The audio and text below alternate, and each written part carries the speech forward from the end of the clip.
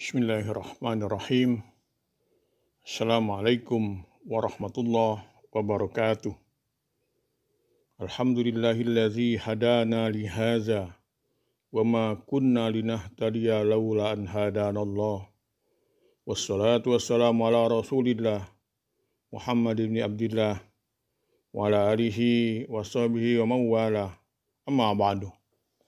A'udzu billahi minasy syaithanir rajim. Faiza qudiyatis salatu fantashiru fil ard wabtaghu min fadlillah wazkurullaha katsiran la'allakum tuflihun. Sahabat pemirsa yang berbahagia, tadi saya membacakan surat Al-Jumu'ah ayat 10.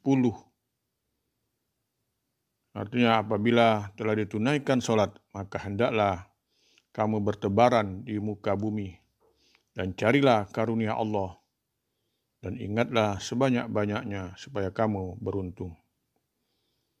Sahabat pendengar yang berbahagia, kalau kita renungkan firman Allah yang tadi saya bacakan, bagaikan sebuah percikan air surgawi yang membasuh wajah umat Islam untuk tampil sebagai seorang yang bekerja keras dan berprestasi.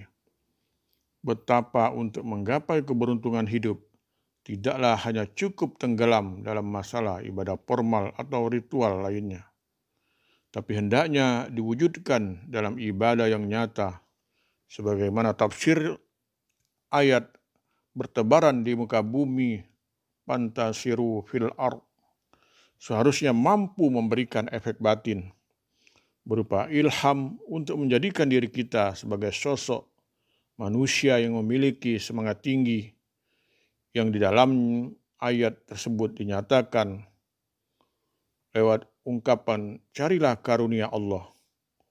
Semangat ini dapat kita simak dari Abdurrahman bin Auf, sahabat Nabi yang paling layak untuk kita tampilkan sebagai tokoh yang mempunyai etos kerja Islami. Abdurrahman yang dikenal pandai dalam berniaga dan disegani karena termasuk orang terkaya di Mekah, rela meninggalkan seluruh kenikmatan harta dan status sosialnya ketika dengan ikhlas dengan atau bahasa lainnya nelangsah ikut berhijrah ke Madinah.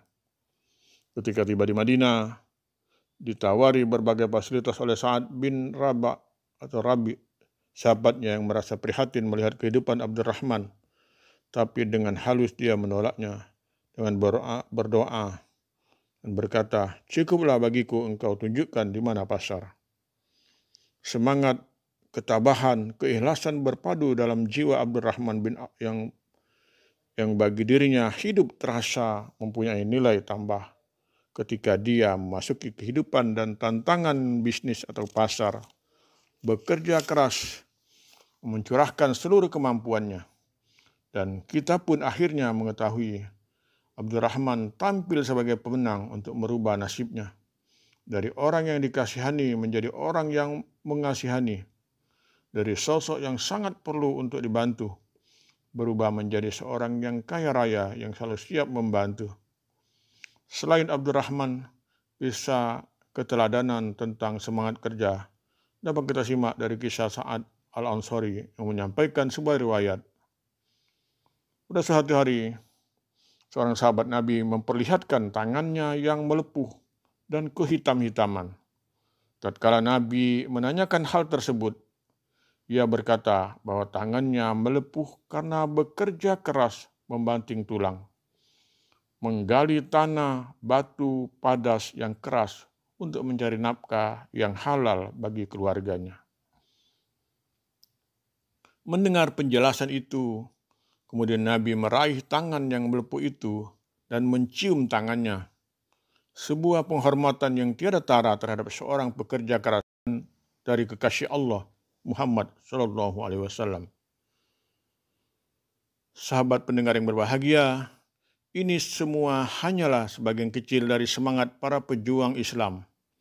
Mereka sadar bahwa harga diri umat dan kejayaan Islam berada di tangan pribadi-pribadi yang mempunyai gairah atau semangat untuk menjadikan dirinya sebagai manusia yang penuh arti. Kalau saja setiap generasi Islam mampu mengambil percikan cahaya Al-Quran dan keteladanan Nabi dan para sahabatnya, niscaya dunia akan kembali bermandikan cahaya kedamaian, prestasi besar sebagai wujud pengabdian cinta kepada Allah, sebagaimana dalam sebuah hadis Rasul yang bersabda bahwasanya Allah itu cinta kepada seorang muslim yang bekerja. Hadis riwayat Imam Tabrani dan Baihaqi. Maka dari itu, kita sebagai hamba Allah yang selalu meyakini kebenaran Al-Quran dan Sunnah harus tertanam dalam hati kita bahwa mensyukuri nikmat Allah merupakan kewajiban mutlak yang harus dikerjakan. Bekerja dalam agama Islam sama saja dengan pernyataan syukur kepada Allah. Bahkan bekerja adalah setara dengan berjuang di jalan Allah. Sehingga dengan demikian, ajaran ini mempunyai makna bahwa siapapun yang tidak bekerja, hidupnya tidak mau memberikan manfaat, maka ia telah berjalan di atas jalan yang tidak disenangi oleh Allah. Karena dia tidak mensyukuri nikmat hidup, yaitu nikmat sehat yang telah Allah berikan. Maka dari itu, tidak ada alasan lagi bagi seorang muslim selalu tenggelam dalam lamunan, nerimo nasib hidup. Karena jiwa yang malas, apalagi hanya sekedar menunggu dan menghayal datangnya rezeki dadakan yang diharapkan nomplok karena mengadu nasib lewat undian, judi ataupun yang lainnya. Walaupun dengan istilah yang keren sekalipun, sebagaimana firman Allah, sesungguhnya Allah tidak akan merubah nasib suatu kaum jika kaum itu sendiri tidak mau merubah dalam dirinya. Sahabat pendengar yang berbahagia, dengan banyaknya ayat dan hadis yang memuliakan orang-orang yang bekerja, seharusnya menjadi dorongan bagi kita untuk menghayati dan menjadikan semangat kerja, agar tertanam dalam keyakinan kita bersama bahwa bekerja itu adalah amanah Allah. Maka perlu ada semacam sikap mental yang tegas pada diri setiap pribadi muslim. Bahwa karena bekerja itu adalah amanah Allah, maka dia akan bekerja dengan sungguh-sungguh dan tujuan agar pekerjaannya tersebut menghasilkan tingkat hasil yang sebaik mungkin. Kedua, ada semacam kebahagiaan melaksanakan pekerjaan. Karena dengan melaksanakan pekerjaan tersebut berarti dia telah melaksanakan amanah Allah. Ada semacam malu hati apabila pekerjaannya tidak dia laksanakan dengan baik. Karena hal ini berarti sebuah pengkhianatan terhadap amanah Allah. Allah tidak menyukai orang yang malas-malasan, dan orang-orang yang bermalas-malasan adalah santapan syaitan. Sahabat pendengar yang berbahagia, ini saja yang dapat saya sampaikan pada kesempatan ini. Mudah-mudahan bermanfaat bagi kita semua. Semoga kita senantiasa melaksanakan ibadah puasa tahun ini dengan sempurna. Nasr minallah wa fatun qarib. Wassalamualaikum warahmatullahi wabarakatuh.